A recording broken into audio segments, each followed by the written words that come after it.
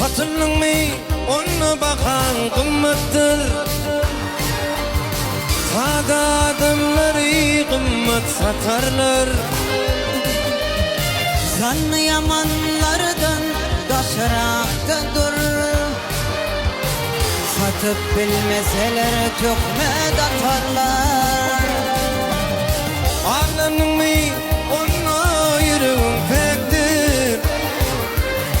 Ak yüreği kara yürek halımız.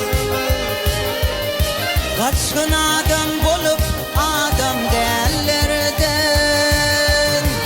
Hakik adamlar adam aldamaz. Yıkılanmıştır yerinden, yamanı derinden tapar. Dinlemezsen git gıybeti, Allah'ın yolunu açar. Yıkılanmıştır yerinden,